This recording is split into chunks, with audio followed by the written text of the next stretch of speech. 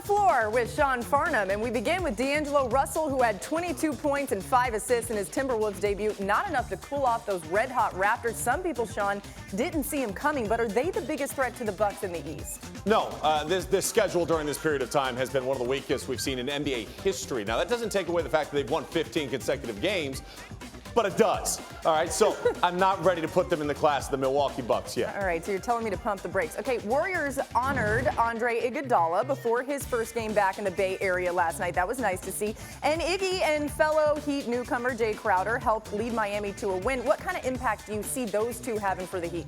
Look, I think the Heat and the strides that they've made already this season from where they were a year ago has been dramatic. I think Jay Crowder is going to have a larger impact on the court than Andre Iguodala is, but I think his leadership and some of his intangibles are going to pay off. Yeah, Jimmy Butler's been huge there for real. Okay, Pelicans officially listing rookie Zion Williamson as probable for tonight's game against the Blazers. Zion missed the one game after spraining his left ankle last Thursday, but he declared himself, quote, ready to go after being a full participant in Monday's practice. That's good news for New Orleans because when Zion has been active, their level of play has gone up exponentially. Before Zion debuted, they were in the bottom third of the league in paint points per game, and since then, they rank third in the NBA. So, Sean, it's been so much fun to watch him on the court in his debut. And look, it's been such a short period of time that we've even seen him play. What is his impact so far on the floor, you think? Yeah, it's a small sample size that we're dealing with here, but I think that you see the impact in those numbers. He impacts the game offensively and defensively, and it's not just about when he's scoring the basketball. Take this play, for example.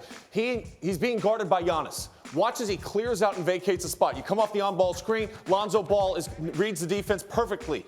Giannis sees Brandon Ingram and goes, you know what? Nope, I can't leave Zion Williamson. It opens up the paint for everybody else. And then defensively, he is such a unique talent. We saw this at Duke time and time again. On-ball screen situation, how do you defend it? That is James Harden coming off this screen.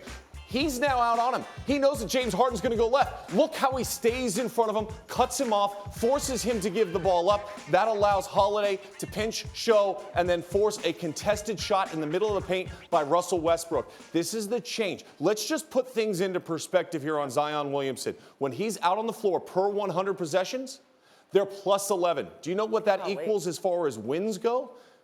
70 wins. It's like Milwaukee Bucks. Now, I'm not saying the Pelicans are going to get there, but his impact when he's on the floor, he makes this team a playoff team. Okay, so all that considered, how good of a pro do you project Zion to be? I think here's where he is. I don't think he's this generational talent, but what I do believe is that he's a player that can dramatically change a franchise and that you need to have out on the floor because his athleticism, his skill set, and how unique he is makes him a player that is a force. My only concern with him, and it's the concern that we always talk about with him, is longevity, injuries. Can he sustain his health? What have you seen from that standpoint so far in this limited sample size? You watched him a ton in college. How do you think he is kind of managing his body and trying to stay healthy? I think he still needs to lose some weight.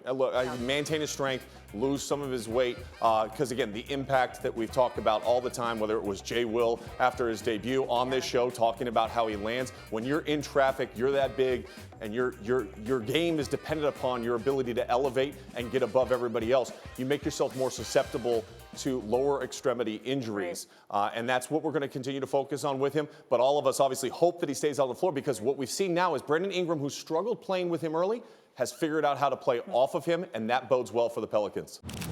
Thank you for watching ESPN on YouTube. For more sports and analysis, download the ESPN app. And for live streaming sports and premium content, subscribe to ESPN Plus right now.